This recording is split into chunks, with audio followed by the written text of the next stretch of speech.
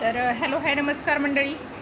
तर सकाळी सकाळी आज बार्शीचं जेवायला होतं विठ्ठल रुक्माईच्या मंदिरामध्ये, बाजूलाच आहे आमच्या. आणि मी काही जाणार नव्हते. प्रांशूने मला एवढं हे केलं होतं, म्हणजे प्रांशूमुळेच मी जाणार नव्हते. आणि प्रांशूने तिथे गेल्यावर नुसतं ओरडू ओरडू एकतर जेवण केलं पण नाही आणि मला पण करू दिलं नाही. तर फायनली आम्ही जाऊन आलेलो आहोत आता.